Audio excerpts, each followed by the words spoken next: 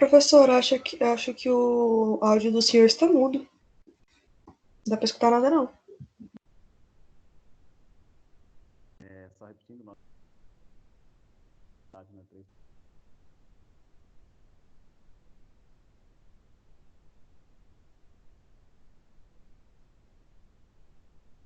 Assim, me escutando? Agora? Me vendo? O meu tá cortando bastante. Professor, não tá dando para ouvir praticamente nada.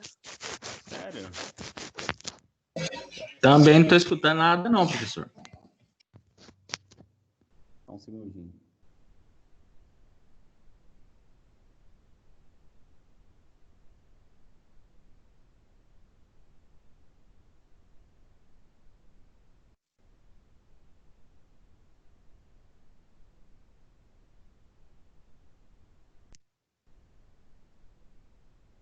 E agora, melhorou alguma coisa? Agora sim. Agora Melhorou. Que eu desativei, ativei. Gente, quando as coisas dão erradas na nossa vida, a gente tem que reiniciar. Não tem jeito melhor. Vamos dar continuidade, já que estão me vendo, já que estão me escutando. Tá bom? E eu falei a respeito de um dos ensinos que falava a respeito de coisa julgada, direito adquirido, ato jurídico perfeito e acabado. Vocês aprenderam o que é isso nesse próprio semestre, acredito eu, com a professora Liz Dilene, não foi? Poderiam comentar um pouquinho? Alguém poderia falar assim, professor, de fato, ela falou pra gente, assim, a respeito do que é coisa julgada, do que é ato jurídico perfeito e acabado, o que é trânsito em julgado, ela já deu uma noção pra gente a respeito disso. Alguém pode confirmar para mim, fazendo favor?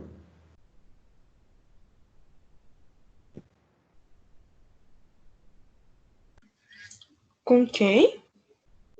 Não é a professora Edilene, é a professora de Direito Civil de vocês?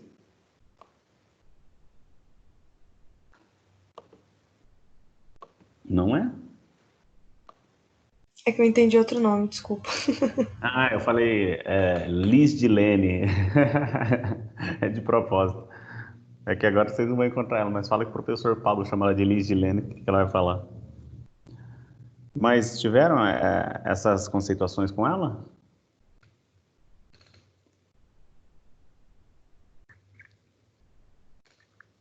Direito adquirido, ato jurídico perfeito, coisa julgada. Ela passou uma noção do que é isso para vocês?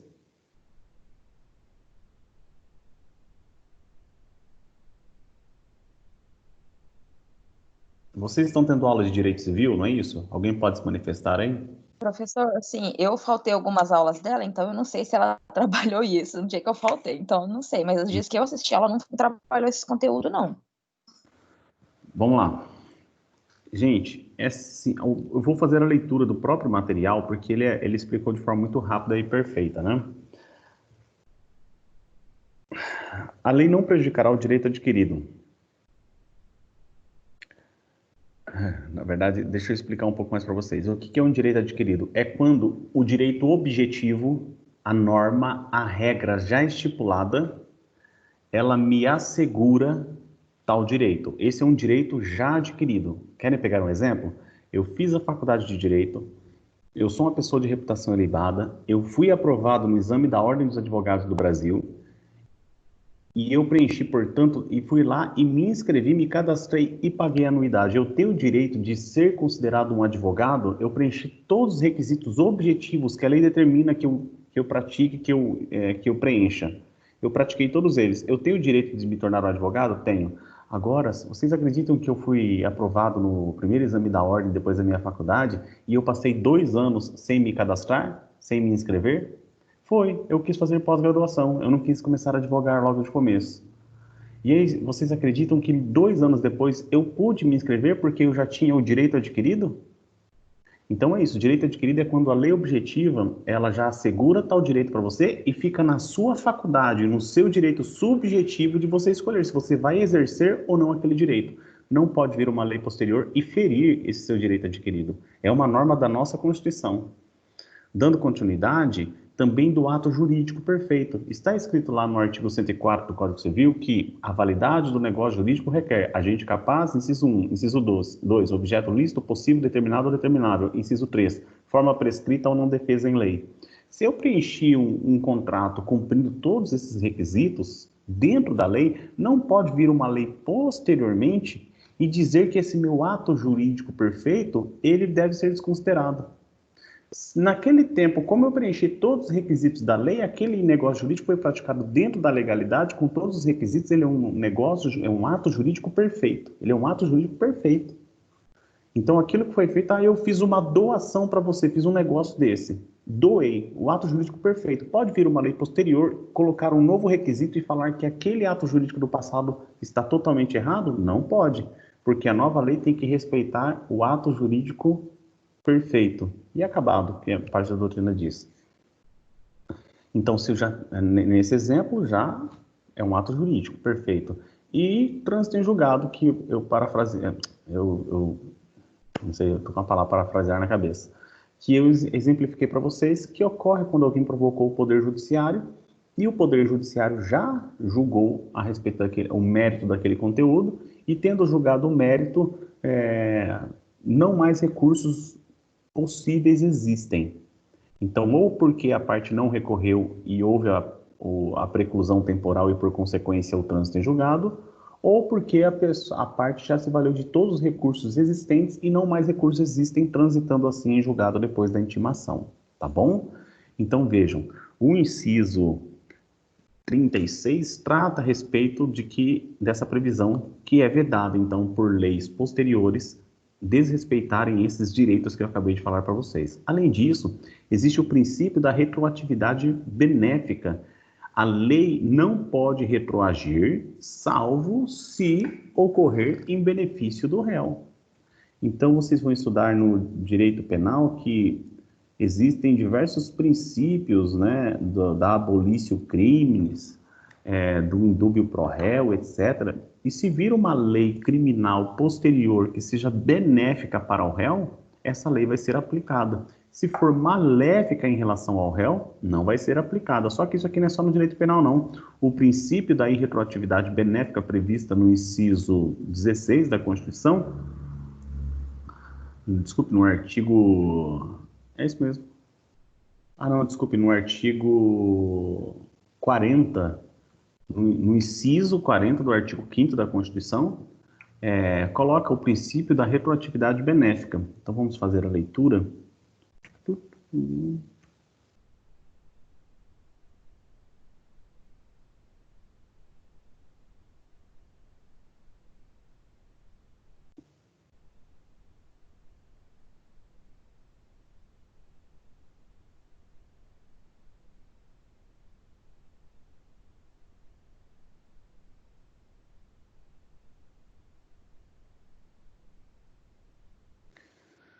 A lei penal, aqui está falando da lei penal, né? A lei penal não retroagirá, salvo para beneficiar o réu. Então, esse é um princípio aplicável aqui, que é o chamado de princípio da retroatividade benéfica. E é um princípio constitucional, tá? Conforme eu disse para vocês aqui no aspecto penal, havendo a lei mais benéfica, ela é automaticamente aplicada a todos os réus, inclusive aqueles que já teve sentença transitada em julgado em seu desfavor, porque a lei posterior benéfica beneficia mesmo havendo nas questões passadas. Ela pode retroagir.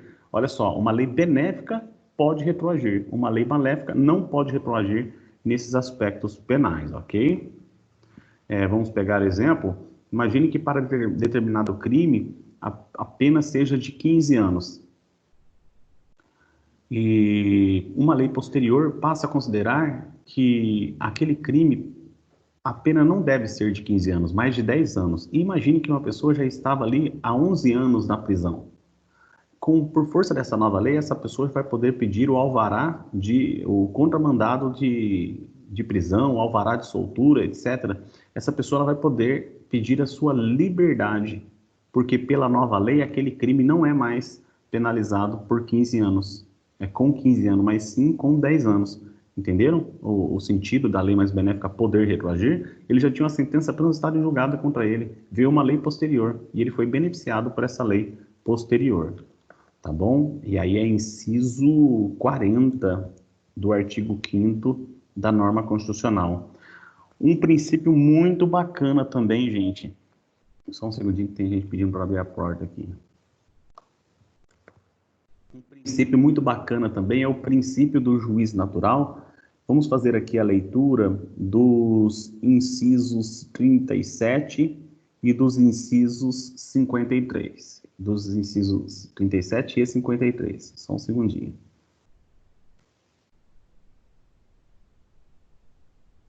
Não haverá juízo ou tribunal de exceção. Esse aqui é o inciso 37. Não haverá juízo ou tribunal de exceção.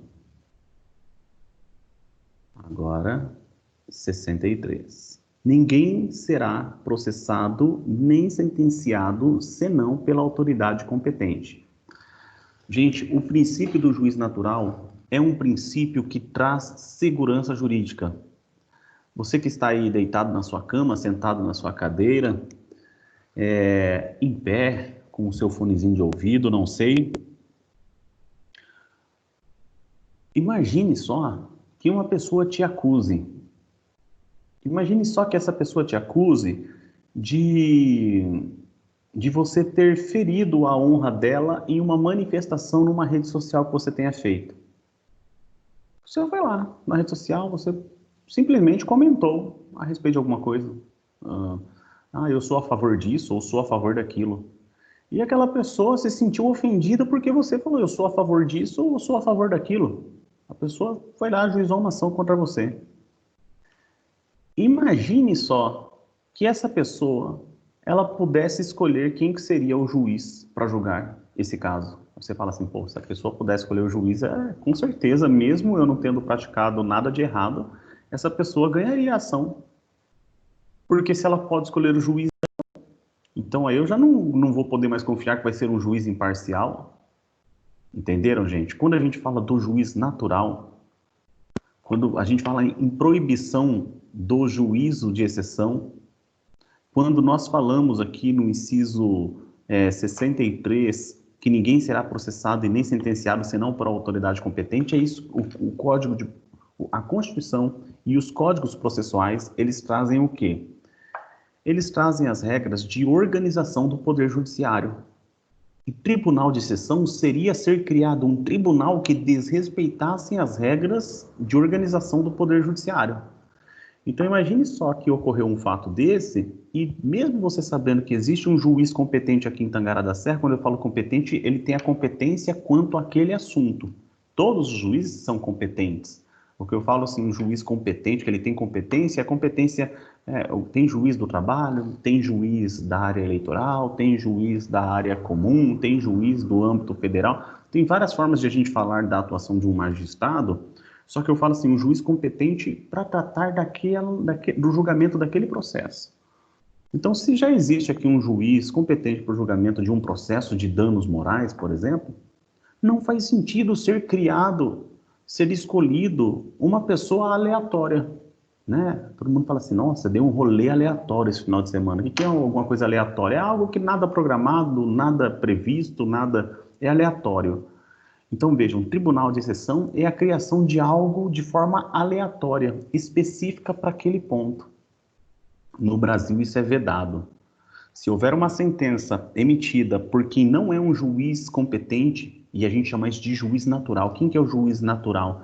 Juiz natural é aquele que, segundo as regras do nosso ordenamento jurídico, ele está no exercício regular de sua profissão, do seu cargo. Então, preste atenção, em regra no Brasil, para um magistrado ser um juiz natural, ele tem que ser aprovado no concurso público. Ele tem que exercer a posse depois de nomeado e tem que ser para aquela respectiva área, entenderam? Então, esse é o juiz natural. Não faria sentido, por exemplo, vir um juiz estrangeiro para julgar uma causa aqui no Brasil, uma causa nacional, só que ele foi escolhido porque, nessa circunstância, ele já julgou diversos casos lá, por exemplo, nos Estados Unidos da América. Não faz sentido nenhum, porque no nosso ordenamento jurídico isso é inadmissível nessa circunstância, tá? Considerando um juiz estrangeiro, considerando que ele é não nacional. né? Porque nós podemos encontrar até dentro dos ministros do STF, a maioria deles sequer magistrados eram, muitos advogados, inclusive, se tornavam ministros, e advogado não exerce a carreira de magistrado, exceto em algumas circunstâncias, exemplo, ministros do STF, em que um ministro... falei besteira aqui. Na verdade, a gente pega o presidente da Câmara dos Deputados, né? O presidente da Câmara dos Deputados, ele tem, inclusive, outra nacionalidade que não só a brasileira, né? Também pode um leigo chamar ele de estrangeiro. Mas voltando aqui ao assunto, gente, não posso eu escolher o juiz que vai julgar a minha causa. Deve haver a estipulação segundo as regras de organização do Poder Judiciário aqui no Brasil. Tá? Atenção, gente, tribunal de exceção não tem nada a ver com juízo arbitral. Em determinadas circunstâncias, sendo vedado em muitas, por exemplo, não posso colocar um juízo arbitral para decidir se houve o crime ou se não houve o crime. Mas eu posso decidir por convenção arbitral que a minha causa de um contrato que eu tenho com uma multinacional seja solucionada pelo juízo arbitral. Ou seja, eu não vou provocar o Poder Judiciário, eu vou para um juízo arbitral. Isso não é tribunal de exceção, porque o ordenamento jurídico brasileiro autoriza o julgamento por meio da arbitragem. O que é arbitragem, professor? É quando você decide juntamente com o outro contratante que o litígio que versar a respeito de determinado contrato possa ser julgado por pessoas de confiança de ambos. Vocês dois pensam, nossa, deixa eu pensar em pessoas especialistas, advogados, atuantes, pessoas pós-graduadas, pessoas com nível profissional excelente naquela área. Eu quero escolher, então, aquele juízo arbitral para julgar os conflitos desse contrato. Então, eu posso, por contrato, aderir ao juízo arbitral para a solução daquele conflito? Posso. E aí, uma vez julgado pelo juízo arbitral, se você não gostou da decisão do juiz arbitral, você não pode pegar aquela decisão do juiz arbitral em regra e levar para discussão no Poder Judiciário, porque o Poder Judiciário fala assim, não, já houve julgamento pelo juízo arbitral, por arbitragem. Não faz sentido você vir agora no Poder Judiciário. Perdeu o objeto, já tem causa solucionada. Ok? Com algumas exceções que não tenho por que eu ficar comentando aqui, existe a possibilidade do juízo arbitral, só que juízo arbitral não é tribunal de exceção. Me fiz entender? Se ninguém falar nada, eu vou entender que sim. Então, gente, princípio do juízo natural, muito bacana isso. Princípio do devido processo legal, gente, dá vontade de chorar. Como que é importante também esse princípio do devido processo legal. Devido processo legal significa dizer que nós teremos que cumprir algumas formalidades para que ocorra o devido processo legal. Nós devemos nos ater a determinados regramentos para que eu faça o meu direito ser satisfeito. Professor, o que a professora e os demais professores aqui de Direito da UNIC estão ensinando para a gente é o seguinte: o Brasil é um Estado soberano e nesse Estado soberano existem muitas regras que a maioria delas são chamadas de leis. E essas regras, elas acabam criando um dever de conduta para todos que se encontrem no território brasileiro, sob pena de... Ou seja, se quem está no território brasileiro não cumprir a lei, uma outra pessoa que for ferida pelo não cumprimento da lei pode provocar o Poder Judiciário. E o Poder Judiciário, ele vai ter a obrigação de emitir um julgamento nessa causa, ainda que a lei seja omissa, professor. É isso basicamente que a gente aprendeu até agora. Tá. E o interessante é isso, dentro dessa realidade, dentro do nosso contrato social, Jean-Jacques Rousseau, e se alguém não cumprir esse contrato social? E se alguém dentro do livre-arbítrio fala assim, eu aceito me sujeitar às consequências da lei? A lei pede para eu praticar. Ela, na verdade, ela manda eu praticar de tal forma. Mas eu quero assumir o risco, eu não vou praticar a lei. E aí, o que vai acontecer? A parte lesada, ela vai ter o direito de provocar o Poder Judiciário. Professor, a parte lesada não vai poder contratar um matador?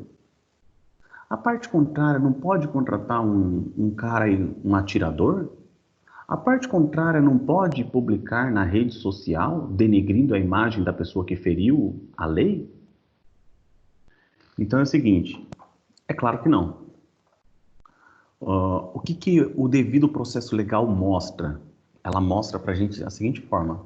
Você acha legal a pessoa, homens e mulheres, né? Mas vocês acham legal o homem que desonra uma mulher dentro do lar? Né? Não, tem até a Lei Maria da Penha. E nesse coronavírus aí, no Covid-19, houve um aumento das agressões dentro do âmbito familiar, inclusive, segundo as notícias publicadas. Então você é contra que haja agressões de pessoas do sexo masculino em relação às pessoas do sexo feminino no âmbito familiar. Ah, você é contra, bacana. Você também vai ser a favor ou vai ser contra uma pessoa que assume uma obrigação de prestar alimentos para o seu filho, porque infelizmente ou felizmente ocorreu o divórcio ali, e essa pessoa, mesmo tendo assumido a obrigação, ela não paga a pensão alimentícia. Você acha certo ou errado essa pessoa não pagar a pensão alimentícia, sendo que ela assumiu uma obrigação de pagar a pensão alimentícia? Você acha errado, né? Você acha errado. Tá. Por que eu comento a respeito disso? Aí vem a pergunta, e você faria a mesma coisa? E você bateria em alguém da sua família? E você, por um acaso, assumiria um compromisso para descumprir depois? Ou a sua vontade é de você honrar com seus compromissos? Honrar dentro da moral, honrar dentro da lei? A sua vontade, com certeza, é de honrar a lei e honrar também os aspectos, muitos deles, morais, né? Mas tudo bem. O devido processo legal, ele vai exigir de você um comportamento que você trate uma pessoa que desrespeita a lei de uma forma, você vai tratar essa pessoa com respeito do devido processo legal. Então, digamos que não adianta falar assim, eu trato a pessoa do mesmo jeito que ela me trata. Se a pessoa foi educada comigo, eu vou ser educada com ela. Se for deseducada comigo, eu vou ser deseducada com ela. O devido processo legal está falando que nananina não. A pessoa que foi desrespeitosa com você, a pessoa que não te tratou educadamente nessa circunstância, ela vai ter o direito ao devido processo legal, dentro de outros princípios que a gente vai ver aqui, mais abaixo. Então, significa dizer que você vai ter levado o tapa de um lado e você vai se abrir a levar o tapa do outro lado da sua face, porque você vai respeitar o devido processo legal. Aquele que não respeitou o ordenamento jurídico tem a seu favor, ainda assim, o devido processo legal, o que também está a favor da pessoa que busca a satisfação do seu direito frente àquela pessoa que desrespeitou. Só que é isso mesmo, eu acho que eu parafraseei muito bem. Você já levou o tapa de um lado do rosto e você vai virar a face para você levar o tapa do outro lado do rosto, porque você vai ter que se sujeitar ao devido processo legal. E quando eu falo se sujeitar, eu não quero dizer que você está sendo colocado ao lixo, não. É o devido processo legal que faz com que você, ao final, tenha uma sentença transitada em julgado em seu favor. É o devido processo legal que, por mais que a demora na sentença possa ocorrer, você consegue ter uma tutela de urgência antecipada para fins de que, antes mesmo da sentença, uma decisão do juiz já confira um direito a você. Então, o devido processo legal, ele faz existir a possibilidade do acesso à justiça no seu devido tempo. Se você exige com urgência essa tutela judicial e faz direito a tanto, você vai ter antes da sentença, senão fica aguardando ali a sentença eventualmente transitada em julgado. Então, o princípio do devido processo legal, que está no artigo 5º, inciso 64, vamos para a leitura, ninguém será privado de sua liberdade ou de seus bens sem o devido processo legal. Diz o seguinte, trata-se de uma cláusula de proteção contra a tirania do Estado. Ele possui a chamada eficácia vertical, por regular as relações entre estados e cidadãos, e a eficácia horizontal, por regular as relações entre particulares. O dever de atender à proporcionalidade e à razoabilidade que pode ser identificado a partir da adequação, necessidade e proporcionalidade em sentido estrito, emana da dimensão substancial do devido processo legal. Então vejam, olha que coisa bacana também. Pelo princípio do devido processo legal, eu já disse algumas vezes e vou repetir para vocês aqui um exemplo. Se não disse, vai ser a primeira vez, eu comprei 2 interfones, porque na minha casa tem 2 entradas. E aí, 2 interfones com câmera e tal, né? Tinha comprado 2 interfones com câmera. E aí eu comprei pela internet e foi até americanas.com. E daqui a pouco, cadê que chega esse interfone? Era para ter chegado tal dia, fui lá, reclamei porque não chegou tal dia. E passado um pouco, chegou a notificação tributária para eu pagar um imposto na fazenda estadual, porque aquele produto foi confiscado pela fazenda estadual quando vinha sendo trazido para cá. Veio de um outro estado e ali na fronteira, a fazenda estadual, a Cefaz, ela fez busca e apreensão do produto. Apreendeu. E pelo direito do consumidor, se não chegou no prazo que eu queria, etc., ou mesmo chegando, eu tenho direito a arrependimento de 7 dias. Sabe o que eu fiz? Eu fui lá e falei assim, olha, quer saber de uma coisa? Eu vou comprar por outro e vou abrir mão dessa compra aqui. Mas para prestar atenção comigo, eu dei uma analisada na situação, eu falei assim, espera, eu paguei. Se eu paguei, o bem é meu. Como que eles estão me privando do meu patrimônio sem o devido processo legal? Porque não houve processo legal. Não houve uma ação, não houve a contestação para eles terem direito a ficar com o meu bem apreendido. Logo, nessa circunstância, eu posso interpretar o quê? Que eles estão com o meu patrimônio sem o devido processo legal. Eles me privaram do meu direito de propriedade sem o devido processo legal. Logo, a lei estadual que assegura o direito da fazenda estadual bloquear um patrimônio que é meu é inconstitucional. Porque fere o princípio do devido processo legal. Entenderam? Então é muito importante esse princípio. Gente, dá para trabalhar, tem várias teses, tem muitas informações a mais ali dentro da questão tributária para ser tratada nesse exemplo que eu falei, o que eu não vou fazer para vocês aqui. Mas vejam, a importância do devido processo legal é isso. Imaginemos que um dia você receba uma notificação que você teve 10 mil reais penhorados na sua conta. E aí você descobre o que é esses 10 mil reais. Você vai lá, é o processo número tal, número tal, número tal. E a hora que você vai ver, um fulano de tal, de 1000 anos atrás, ajuizou uma ação contra você, e você não foi citado, e aquele processo transitou em julgado. Aí você olha lá e fala assim, poxa, acontece que eu não fui citado regularmente. Se eu não fui citado regularmente, esse processo ele deve ser tido como nulo, como invalidado. Então eu não tenho obrigação de ter esses 10 mil reais penhorados agora. Eu vou apresentar minha defesa lá e vou pedir a nulidade de todo o processo, porque faltou o devido processo legal. Como assim o devido processo legal? O devido processo legal diz que deve haver a citação regular para que ele continue, para que ele prossiga, para que no futuro seja possível uma sentença. Então, não havendo um devido processo legal, você vai poder pedir a invalidade de todo o processo a partir da nulidade que nele foi arguida, que nele foi comprovada.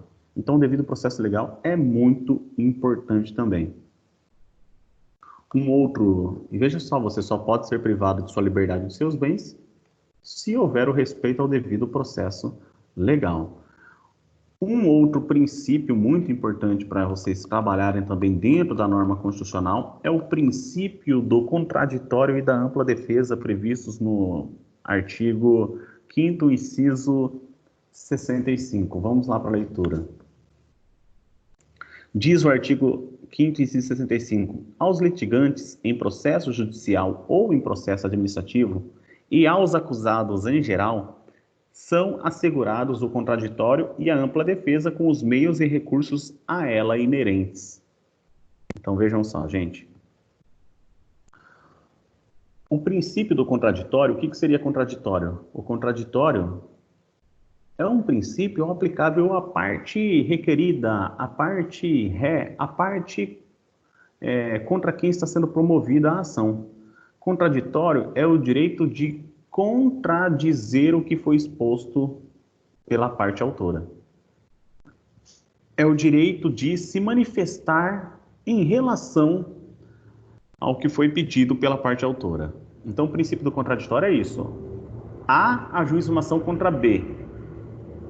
Pode haver uma sentença sem que B seja escutado? E a regra é que não. B tem que ser escutado.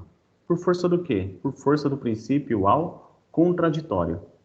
Ele tem o direito de olhar, ler e dizer concordo, ou dizer não concordo, ou dizer concordo em parte, discordo em parte, por exemplo. Então, direito ao contraditório, simples. E a ampla defesa, e grifem a palavra ampla, porque não é direito à defesa, não é um aspecto formal, pura e simplesmente. É um direito à ampla defesa. Quando eu falo ampla defesa, quero dizer que você pode ter, ou então, como advogado ou advogada, você proporcionar para o seu cliente a ampla defesa. Professor, o que seria ampla defesa? Gente, é se valer de todos os meios lícitos adequados para a comprovação da alegação. Ok? Então, o interesse do seu cliente alega que deve haver a reparação dos danos que ele sofreu pela parte contrária por força da infiltração de água no seu terreno que veio do terreno vizinho. Tá. Tirou foto? Tirou. Tá. Tem testemunhas? Tem. Tá. Tem comprovação de que aquela água da foto e que a testemunha fala que é a água que está infiltrando, de fato, foi a que infiltrou no terreno? Tem que prova mais? Ah, não sei, eu acho que vai ser legal a gente pedir uma prova pericial, então. Tem direito à prova pericial? Tem. É nessa formalidade. As medidas possíveis, sejam exames médicos, sejam documentos públicos, sejam conversas de WhatsApp, foto de rede social, tudo que for obtido de forma lícita, você tem direito a provar, porque nós temos direito à ampla defesa. O contraditório pode ser estudado em duas acepções. A formal, que é a garantia à parte do direito de ser ouvida, participando assim da produção decisiva a ser aplicada no caso, e a material, garantia à parte dos instrumentos necessários para influenciar a decisão ou a ampla defesa. Então, o contraditório aqui tem o aspecto formal, que é o direito em si previsto, e o material, que é a garantia aos instrumentos que possibilitem isso. Por exemplo, petição inicial, nós temos a peça de contestação, tá? Sem prejuízo do envolvimento, ali tem uma zona cinzenta mais próxima ali entre contraditório e ampla defesa, né? Mas a questão de produção dos instrumentos cabíveis é da possibilidade e dos meios que existem para que você promova o contraditório.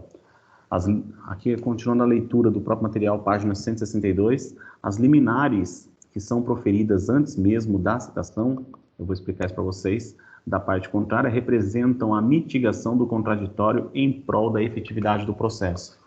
O que acontece, gente? Contraditório, não tiro nada do que eu disse a respeito do contraditório até agora, mas preste atenção. Vocês já ouviram falar de tutela de urgência, de tutela antecipada? E quando eu falo que eu faço um pedido liminar em uma ação judicial, é porque eu estou pedindo que o juiz aprecie o meu pedido da minha petição inicial antes de ouvir a parte contrária, antes do contraditório da parte contrária. Então, existe, professor, a possibilidade de o juiz, sem escutar a parte contrária, já dar uma decisão a meu favor? Vou falar a meu favor nessa circunstância, né? Existe. Professor, mas aí vai ter havido desrespeito ao contraditório. É que o princípio do contraditório, ele apregoa um direito que é a regra. Só que vamos colocar que o nosso ordenamento jurídico, ele não tira o direito ao contraditório, mas em determinadas circunstâncias, ele posterga o exercício do direito ao contraditório. Então, se primeiro petição inicial, depois contestação, depois impugnação, depois instrução e julgamento, depois sentença, e na instrução e julgamento que seria o momento das provas e na sentença em que falaria qual que é o direito mesmo, eu já posso alcançar os efeitos da sentença por uma decisão liminar, antes mesmo da citação da parte contrária. Só que a parte contrária ainda assim vai ser citada para apresentar o contraditório. Só que as provas foram tamanhas, tão substanciais, deram tão a entender que o direito do autor de fato é verídico, que está havendo um desrespeito que acaba sendo causando um perigo na demora, aguardar até a sentença para aquela decisão já conferir efeitos, que então os efeitos do contraditório, eles são postergados em relação à da decisão que se buscava na sentença e foi alcançada antes dela, tá? E a ampla defesa restou claro, né, pessoal? Também a respeito disso daí. Princípio da presunção de inocência. Aqui no Brasil, falar do princípio da presunção de inocência num estado em que o próprio ex-presidente da República foi condenado com sentença já julgada em segundo grau, né? Ainda não transitada em julgado, então causa um pouquinho de debate mesmo, né? Princípio da presunção de inocência. Ninguém será culpado até o trânsito em julgado de sentença penal condenatória transitada em julgado. Este princípio decorre da máxima in dubio pro réu. Sendo assim, em matéria penal, o empate na votação no julgamento dos tribunais do Poder Judiciário deverá beneficiar o réu. O princípio impede ainda a proibição de prisão do réu antes da condenação transitada em julgado, ressalvadas a hipótese de prisão preventiva e das prisões cautelares. Então, seja prisões temporárias ou prisões em flagrantes. Então, vejam, sendo certo, pessoal, que vai depender, né, do livro anual do STF, aí, né? A gente tem que começar a comprar periódico do STF, ver o que o STF está decidindo. É a favor da prisão depois de órgão colegiado de segunda instância ter condenado o réu? Então, pode ir para a prisão ou não? É contra? O STF é contra? Então, a gente se deparou com circunstâncias, só nessa década aqui, o STF já mudou de opinião por 3 vezes, sendo que ele mudou de opinião na última vez, sem ter mudado, inclusive, a sua composição, no modo de dizer quanto aos votos. Ou seja, o ministro que disse não, disse sim agora, ou que disse sim, disse não. O mesmo ministro. Mudou o tempo, passou o tempo, ele mudou de opinião. Bom, pessoal, então, fora essa questão toda de posicionamento atual do STF ou não, existe uma norma constitucional que assegura a presunção de inocência. Então, o princípio da presunção de inocência, que segundo esse artigo, esse inciso, vamos ler aqui, o inciso 67. Ninguém será considerado culpado até o trânsito em julgado de sentença penal condenatória. E esse ninguém será considerado culpado até a sentença transitada em julgado, né? Sentença condenatória transitada em julgado. Vem aquela questão, então ninguém pode ser preso. Então, não ser considerado culpado e não ser preso são sinônimos? Querem dizer a mesma coisa? O nosso ordenamento jurídico, por mais que ele reconheça a presunção de inocência, ou seja, não vai ser considerado culpado até o trânsito em julgado, o próprio ordenamento jurídico, ele possibilita o quê? Possibilita prisões preventivas e prisão caso a pessoa esteja em flagrante delito. Havendo as possibilidades posteriores de término da determinação da prisão e algumas benéficas ali, por exemplo, o réu primário, vamos imaginar também crime de menor potencial ofensivo e algumas outras circunstâncias em que mesmo havendo crime, essa pessoa não vai ser encarcerada. Todavia, gente, existe essa discussão aqui no Brasil justamente desse ponto. Pode ou não pode haver a prisão de alguém sem a sentença transitada em julgado? Gente, presta atenção. Na interpretação, a hermenêutica, que é a ciência das interpretações, nós podemos chegar a uma conclusão de que ninguém pode ir para a cadeia enquanto não tiver trânsito em julgado. Isso é pura verdade. Pela interpretação literal desse artigo, inciso da Constituição, na interpretação gramatical literal, ninguém poderia ser preso. Ninguém poderia ser preso senão depois de transitado em julgado a sentença condenatória. Só que nós não devemos fazer apenas a interpretação gramatical. E principalmente vocês, cientistas do direito, vocês que estão estudando o direito. Não faz sentido você fazer a única interpretação gramatical sem levar em consideração as demais fontes de interpretação que devem ser vistas pensando no bem comum, no bem social. Então, se nós formos analisar que ninguém será considerado culpado e que significa ninguém será preso no nosso ordenamento jurídico, senão quando transitado em julgado, a gente se depararia com um estado anárquico em pouco tempo, no sentido de que eu posso cometer um crime em flagrante, eu posso filmar o crime em flagrante que eu estou praticando, eu posso postar nas redes sociais, a autoridade policial pode até me encontrar, pode até me levar coercitivamente até a delegacia de polícia, pode lavrar o boletim de ocorrência, pode depois instaurar o inquérito policial, eu vou contratar o advogado criminal bam, bam, bam, para ocorrer a prescrição, e eu não vou poder ser sequer encarcerado, porque, na verdade, eu só vou poder ser encarcerado, submetido à prisão, depois de transitado e julgado a minha sentença. Gente, imagina que anarquia que seria o Estado, se fosse dessa forma. Então, quando o poder constituinte originário, por meio da Assembleia Nacional Constituinte, colocou esse inciso no artigo 5º, falando que a pessoa será considerada inocente até o trânsito em julgado, o sentido dele não foi dizer eu proíbo a prisão antes do trânsito em julgado. Jamais, jamais ele pensaria dessa forma, porque senão ele sairia do militarismo para a anarquia. Não faz sentido nenhum, a gente tem que manter o meio termo, a gente está no Estado democrático, não é anárquico e não é ditadura isso daqui.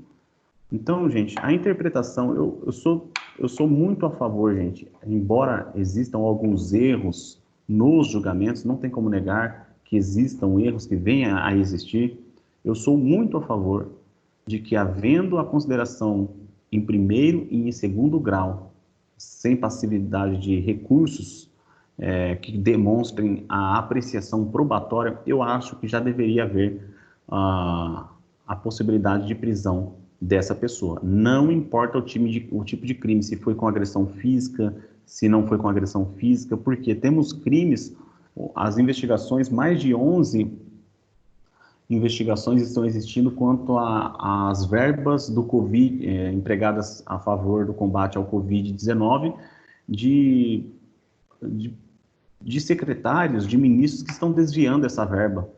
Então, quantas pessoas não morrem por conta do desvio da verba na saúde? Então, fala assim que eu vou conceder a possibilidade de prisão só se for um crime violento, mas não para corrupção. Eu acho que, independentemente do tipo de crime, que deve haver essa possibilidade, sim, se por um acaso houver o julgamento em segundo grau, sem demais recursos cabíveis, até porque, quando a gente fala em STJ, em STF, não existe mais análise de prova. A análise de prova é apenas no primeiro e no segundo grau. Ok? É a opinião pessoal minha, mas aqui, gente, a gente acabou de ver aqui um inciso importantíssimo também do texto constitucional, artigo 5º, tá? Caso exista alguma dúvida, você tenha feito a leitura do artigo 5º e todos os seus incisos, com exceção dos remédios constitucionais, agora eu abro a pergunta a vocês. Faça a pergunta para mim. Algum outro inciso que você leu e que você ficou na dúvida, com exceção de habeas corpus, habeas data, mandado de segurança, mandado de injunção? Eu fico aberto às perguntas durante 2 minutos e já vou começar a falar dos remédios constitucionais se vocês ficarem quietinhos aí, viu?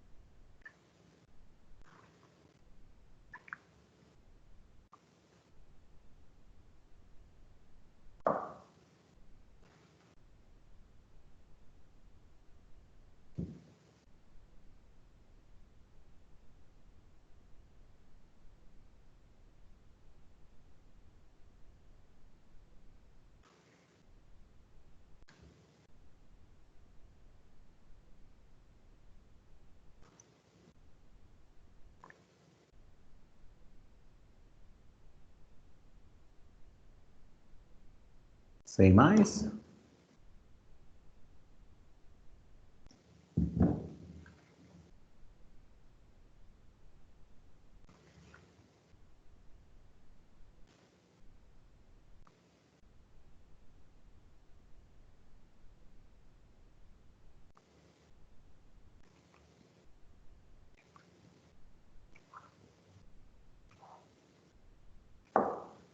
Iniciando, então, a unidade 3, seção 3.3, falando a respeito agora dos remédios constitucionais, tá?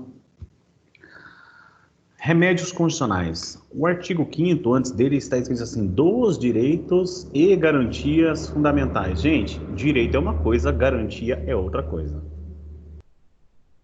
Então, direito, dentro do direito objetivo, é o seguinte, direito de propriedade, direito à liberdade, direito à informação, na verdade, são direitos.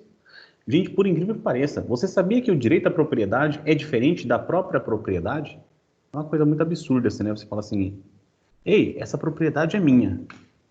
E você sabia que ainda é diferente eu falar assim, escuta, eu tenho direito de propriedade sobre esse bem. Eu estou falando de coisas distintas. Eu estou falando de coisas assim que eu posso falar assim que propriedade é uma coisa e direito à propriedade é outra coisa, só que para ambas são aplicadas as mesmas coisas. Mas é uma coisa meio que um pouco meio que absurdo, né? Pô, propriedade é uma coisa e direito à propriedade é outra, mas as normas se aplicam de forma conjunta em relação a elas, né? Mas é só para deixar isso claro para vocês que uma coisa é uma coisa, outra coisa é outra coisa, tá? Mas vamos então falar aqui, direito é uma coisa, garantia é outra coisa. E nós temos algumas garantias constitucionais. E o que significa dizer garantias constitucionais? Significa que uma questão do exame da ordem do concurso público você pode acertar só memorizando isso que eu vou falar para vocês agora de garantias constitucionais. Por exemplo, o primeiro remédio constitucional que nós vamos estudar, a primeira ação que nós vamos estudar aqui na leitura dos incisos do artigo 5º da Constituição é o habeas corpus. O habeas corpus que, historicamente, aqui no Brasil, ele foi previsto não só para defender, como hoje, o direito à locomoção, mas para a defesa dos direitos fundamentais. Só que sua natureza mudou ao longo do tempo e hoje nós temos o HC, habeas corpus, em que há o impetrante, o impetrado e o paciente com o direito assegurado à locomoção, ao ir e vir.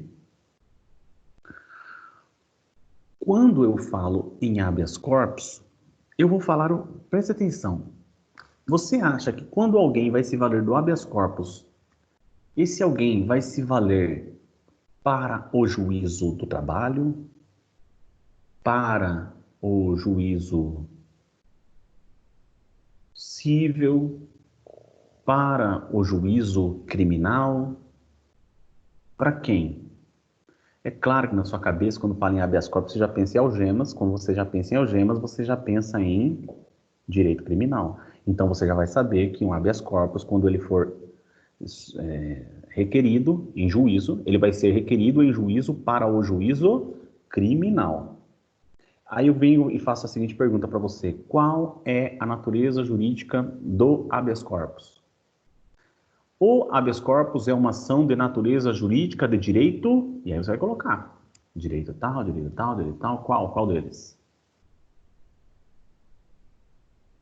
Alguém teria aí a coragem de se manifestar? Não estou obrigando. Professor, no chute, como a gente está em direito constitucional, eu diria que é de direito constitucional. Mas, pela lógica daquilo que a gente escuta... Não, mas o pior é isso, gente. O pior é isso. É que, O chute assim... foi bom, então? Mandou bem, viu? Mandou bem. E assim, mas é isso, gente, porque olha a interpretação que ela teve. Essa interpretação, gente, é uma interpretação que leva nas coisas da vida. O bacana de fazer direito é isso, que você começa a ter uma interpretação um pouco mais aguçada do que aquela interpretação objetiva, assim, sabe? Você analisa mais o campo para você emitir uma opinião. E veja, eu não queria até que na dúvida falasse, até porque na dúvida provavelmente iria errar. E acertou. Nós estamos estudando direito constitucional, estamos lendo o texto constitucional, mas eu acabei tentando ludibriar vocês, falando, olha, quem vai julgar isso vai ser o juiz criminal, vai ser tal. Agora, nesse momento, vocês vão aprender o seguinte. Os remédios constitucionais, e quando eu falo os, eu falo todos. Todos.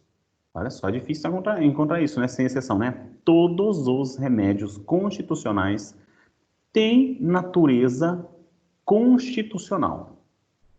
Então, a natureza da ação de habeas corpus tem que natureza de ação constitucional. A natureza do mandado de segurança tem natureza de direito constitucional.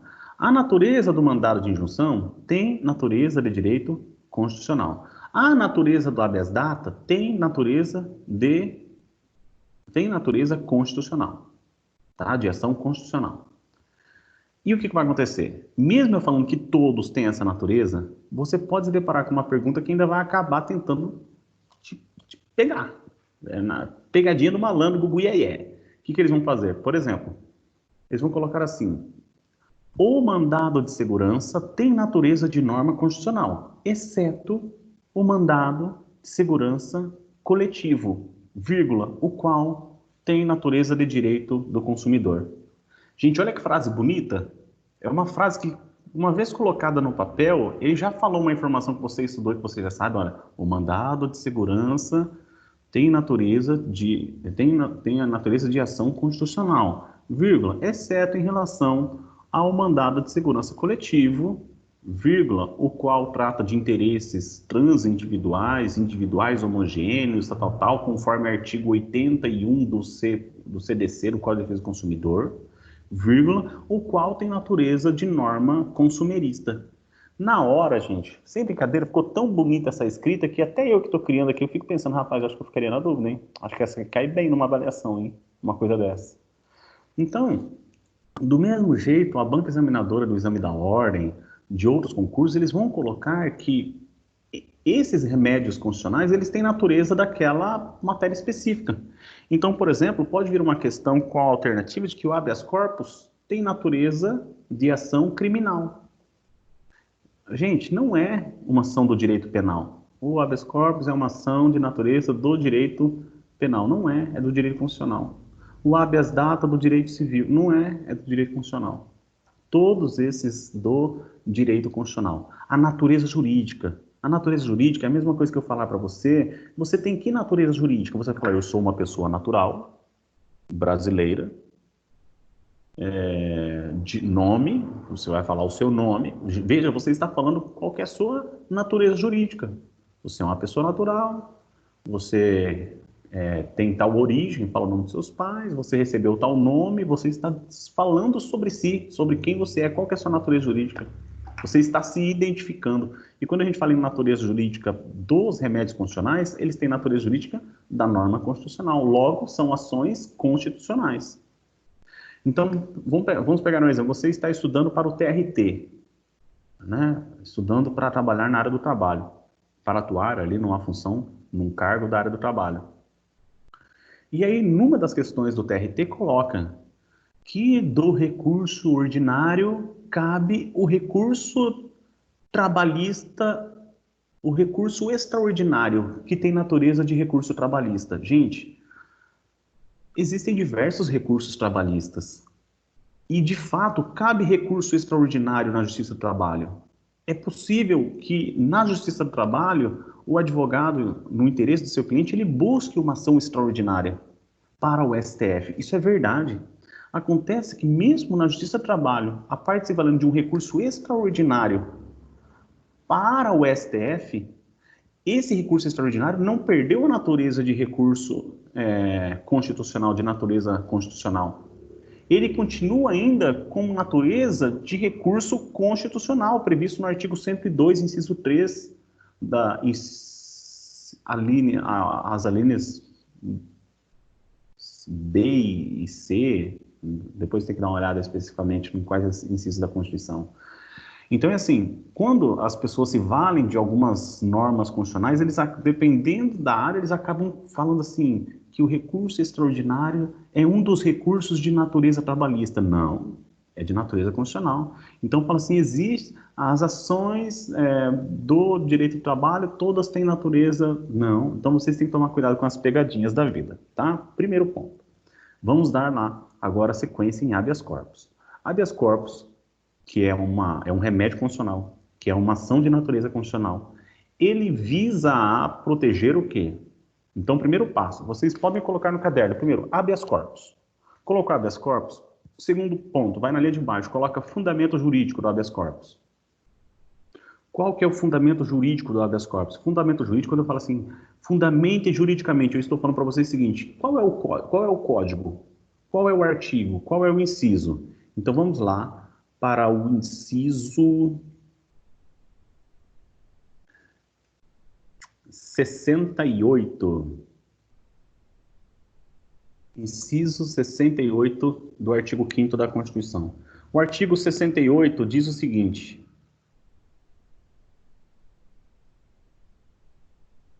errei. Não errei, não. Aqui. Conceder-se-á habeas corpus sempre que alguém sofrer ou se achar ameaçado de sofrer violência ou coação em sua liberdade de locomoção por ilegalidade ou abuso de poder. Então vamos lá. A primeira coisa que você vai colocar é habeas corpus. Na linha de baixo você vai colocar fundamento legal. O fundamento legal é artigo 68 do artigo 5º da Constituição. Como que escreve 68, professor? 68 é L, X, V, I. Habeas corpus, fundamento legal, inciso 68 do artigo 5º da Constituição. Natureza jurídica, remédio constitucional, ou seja, é uma ação constitucional. Essa é a natureza jurídica dele. Estou colocando aqui algumas palavras que vocês vão memorizar habeas corpus de uma forma melhor do que eu ficar aqui contando historiazinhas, tá? Sem menosprezo, claro. Então, na linha de baixo, coloca natureza de ação constitucional. Ele é um remédio constitucional.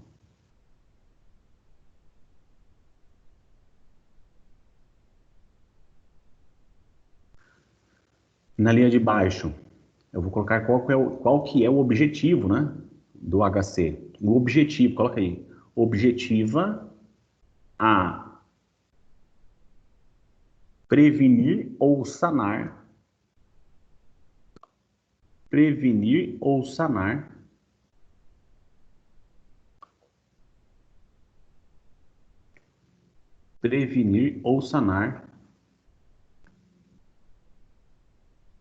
a violação ou coação, então grife aí, prevenir, sanar, a violação, grife aí, violação, ou coação,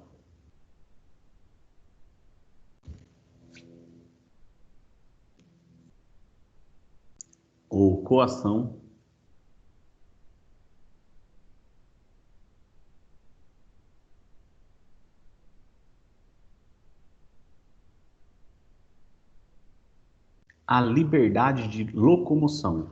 A liberdade de locomoção. A liberdade de locomoção.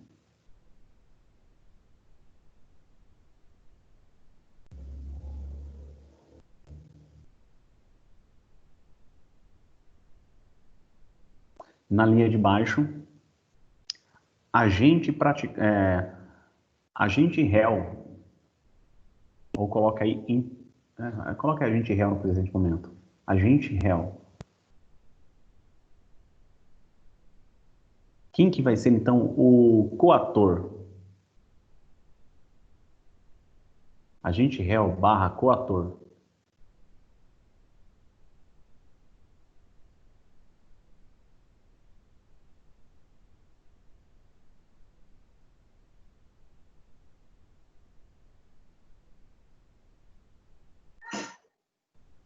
O agente réu ou coator vai ser quem, gente?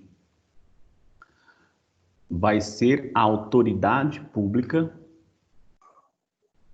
autoridade pública,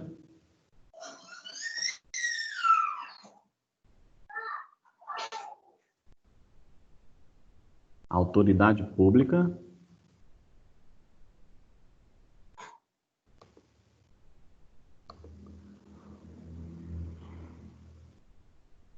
ou a pessoa jurídica investida ou a pessoa jurídica investida?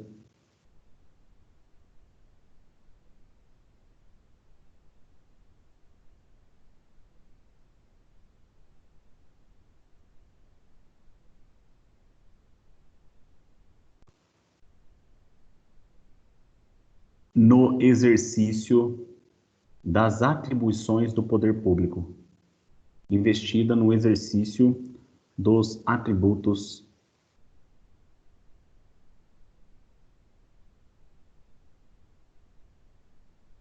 do poder público.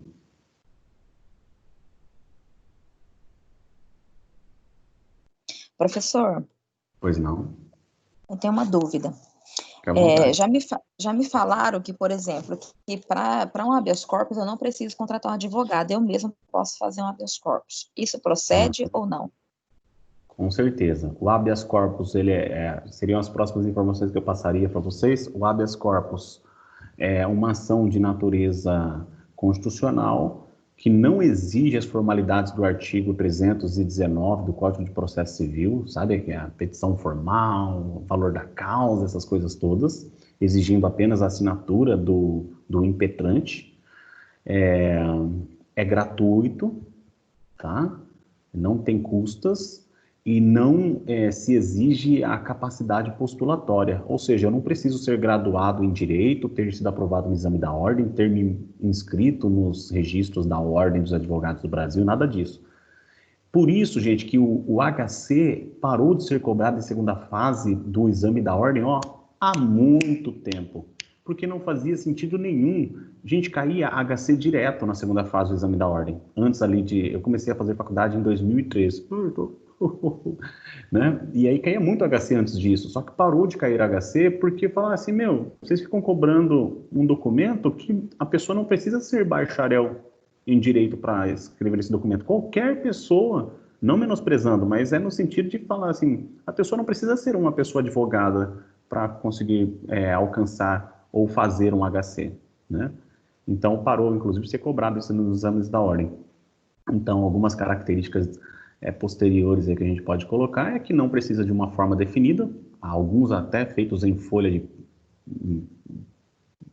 compra um pão aí de panificador aí, de padaria, já falaram até questão de... eu posso até conseguir fotos de papel higiênico, gratuito, não tem cobrança, exige-se apenas a assinatura, né? Não tem como falar assim em HC sem assinatura. Professor, uma outra coisa que eu tenho, né, sobre essa questão do ir e vir. Por exemplo, agora em tempos de pandemia, existem algumas proibições, né? Em que está amparado isso, né? Essa questão de, não pode criança, não pode isso, por exemplo, como a gente está aqui no município. Que fala que a questão, que a coação de você não poder ir e vir te dá o direito a habeas corpus, né? A gente está aqui hoje, aqui em Tangará, pelo decreto, não pode circular algumas pessoas com algumas características específicas. Em que está amparado esse decreto? Alguém pode revogar ele, alguém pode questioná-lo constitucionalmente? Olha, questionar, com certeza pode, porque eu ensinei, não que eu ensinei, quem sou eu para ensinar alguma coisa, né? Eu só disse o que já está objetivado no nosso ordenamento jurídico, que existe o acesso à justiça, que o Poder Judiciário não pode se abster do julgamento. Então, ponto. Eu posso provocar o Poder Judiciário, isso é uma certeza no Brasil. Que isso pode ser questionado? Pode. O que é bacana de vocês estarem estudando direito é vocês começarem a analisar de uma forma mais ampla o ordenamento jurídico brasileiro. Do mesmo jeito que eu não posso pegar uma Bíblia e ler apenas um versículo e falar assim, Deus não existe ou Deus existe por conta de um versículozinho só, eu também não posso pegar a norma constitucional num inciso só, por exemplo, ninguém será considerado culpado até o trânsito em julgado e falar assim, é ilegal a prisão da pessoa, fazendo a leitura de um mero inciso. Do mesmo jeito, eu não posso pegar um mero inciso do HC, do habeas corpus, e falar que eu vou poder me valer dele por força de uma determinação do prefeito de Tangará da Serra, no exemplo. O que eu posso dizer para vocês? O município de Tangará da Serra é um ente federativo. E a nossa federação, a República Federativa do Brasil, ela é descentralizada, ou podemos chamar, não seria nem desconcentrada, né? Ela seria ramificada em União, Estados, Distrito Federal e municípios. A própria norma constitucional coloca competência para União, Estados, Distrito Federal e municípios. E o posicionamento do nosso intérprete da Constituição, da Carta Magna, o STF, entendeu que o ente federativo municipal ele tem poderes de gerenciamento político-administrativo em relação ao comércio do município. Então, vejam, direito de ir e vir. O município, ele pode organizar politicamente, esse ente federativo pode se organizar político-administrativamente, emitindo os documentos adequados para tanto, vamos colocar aqui o nome de decreto, por exemplo. Pode. Por quê? Porque a norma constitucional autoriza e porque aquele que interpreta a norma constitucional disse que pode. Não, professor, mas acontece que eu sou uma pessoa que tenho mais de 70 anos, mais de 60, eu tirei algumas fotos, né? E acontece que eu fui tentar entrar no Big Master e não me deixaram entrar lá por conta da minha idade. Acontece que eu tenho mais de 60 anos, eu fui até o Banco Santander e eles disseram que eu não poderia ser atendido naquele horário, que o horário para deficientes é de tal horário a tal horário. Eles estão me privando da minha liberdade de ir e vir, dos meus direitos objetivos, etc. Gente, se tudo isso encontrar um amparo legal antecedente, essas práticas não vão ser irregulares, não vão ser ilícitas, vão estar em conformidade com o ordenamento jurídico. Acontece que a norma, assim, gente, é submissão hierárquica mesmo. A norma inferior tem que respeitar a norma superior e a norma superior que está abaixo de outra norma tem que, e assim sucessivamente, sabe? A norma inferior tem que respeitar a superior até chegar na Constituição Federal. Sendo certo que nós não temos apenas normas constitucionais, temos normas infraconstitucionais e nós temos atos infralegais que são praticados sem o processo legislativo. Então, se o município autorizou as entidades bancárias, as instituições bancárias, as pessoas jurídicas de fornecimento de produtos em gerais, como um supermercado, a colocar horários para atendimento aos deficientes, não vai deixar de atender, só que tem que ser em tal horário. Ou a limitação de tais pessoas a partir de tal idade, etc., gente, se houve essa autorização pelo ente federativo e assim sucessivamente, não é porque eu estou aparentemente falando de um prejuízo a um direito que eu não estou falando do exercício de um outro direito. E aí vai ter que coadunar. O que é melhor, buscar um interesse social ou vai ser melhor buscar um interesse individual? E aí provavelmente o STF está julgando nesse sentido. Porque ele busca primeiro o interesse social em detrimento do interesse individual. Mas olha, não é fácil resolver isso não, viu? Eu respondi a pergunta ou tem alguma coisa mais que eu possa ser mais objetivo? Respondeu, é que eu só fico revoltada que eu não posso sair com meu filho, entendeu? Mas tá tudo bem. Mas aí é para a questão social. Eu sou advogado, posso me sentir o bambambam, não estou falando que o advogado tem que se sentir bambambam. E eu saio sem... Estou aqui ministrando aula, o Rui, quando participa, o nosso coordenador, quando participa das reuniões, ele está com a proteção. Ele está com a proteção por quê? Porque ele está com as filhazinhas dele dentro de casa e ele não quer transmitir para as filhazinhas dele. Olha que coisa. Ele está ali na nossa reunião online, ao vivo aqui, ele está com a sua máscara e eu fico perguntando, ele está na casa dele, por que ele está de máscara? Sabe? Então, essa questão da utilização das máscaras é porque a gente tem que pensar que não é só em relação a gente. Eu, por exemplo, eu não devo, então, sair, eu não posso entrar num banco, eu não posso entrar em um atendimento, o que for, sem a minha máscara, justamente por conta disso, que eu não posso estar pensando apenas no meu direito, no meu interesse particular, mas pensando no interesse da coletividade. E o nosso Estado, vocês já pegaram a Constituição no período do constitucionalismo moderno, era a previsão do direito individual na norma constitucional. E hoje nós temos em todas as constituições praticamente do planeta Terra, não só os direitos individuais, mas também os direitos sociais.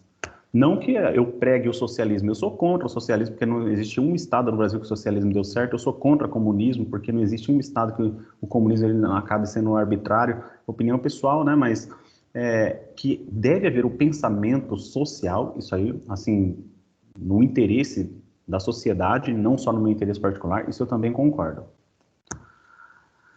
Gente, estamos aqui chegando ao encerramento da aula, eu continuo falando das características do HC, e provavelmente a parcial nossa vai ser eu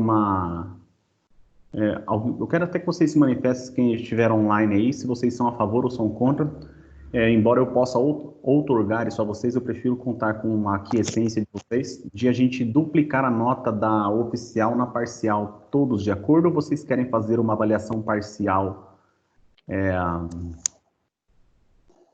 Então, eu fico aberto aqui. Seria da oficial passada, o senhor iria duplicar ela? Ou da futura? Da próxima.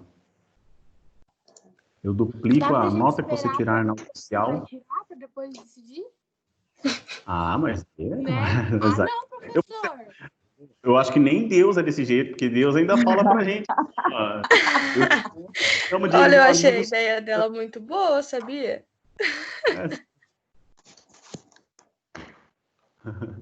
Gente, se não for bem na avaliação, vocês ainda vão ter prova final, entendeu?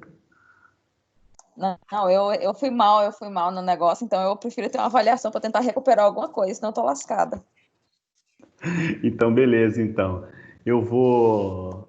Porque basta um acadêmico falando que quer a avaliação, que já vai ser, né? Então, não, para mas vocês, assim, eu vou elaborar... professor, mas assim, quando eu falo avaliação, não precisa ser prova, entendeu? Acho que prova é um trem muito penoso, sofrido. Pode ser outra coisa, um trabalho. É porque né? para Pode ser um trabalho complexo. Porque para eu corrigir, não tem como vocês enviarem no sistema apesar que dá para eu colocar a avaliação dissertativa para vocês no portal. Para vocês, ao invés de optarem, vocês respondem de forma dissertativa. Essa é a forma que eu tenho para eu conseguir a pontuação de vocês lá. É porque como não tem essa participação aqui, gente, de sala de aula, assim falando, fica difícil eu pegar o material de vocês. Eu não quero que vocês fiquem enviando aí, né?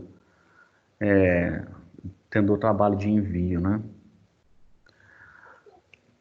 Bom, semana que vem eu falo... Pode falar. A avaliação parcial seria como se fosse a prova, marcar X no próprio sistema? Sim.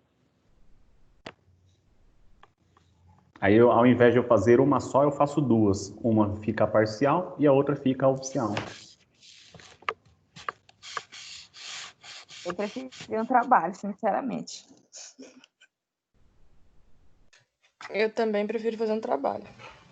Conta para uma nota de participação, outra de trabalho. Vou fazer o seguinte, a gente tem eu vou confirmar, vou ter uma reunião amanhã, junto com a direção. Esse negócio de participação aí, eu quase não tenho pergunta. Oi? Eu quase não tenho pergunta, já não vou ter nota. Não, mas vai ter a nota da oficial, e aí seria a nota duplicada na parcial, né? Não, mas daí a gente tem nota de participação, não tem? Ah, sim. Eu, na verdade, eu vou buscar no sistema também, ver quem são os participantes aqui, né? Então... Eu entendo o que você fala. Vamos conversando, gente, então, a respeito disso. Até porque eu posso trabalhar nas aulas de uma forma mais metodológica com a participação de vocês, né? E para falar a verdade, não vai ser tão difícil pelos próximos conteúdos que nós temos, tá? Eu vou tentar trabalhar nas próximas 2 aulas a respeito da pontuação da parcial, durante a aula, e conferindo pontuações para vocês, tá? Diante da opinião da maioria. Eu vou interromper aqui a gravação e fica aberta as perguntas.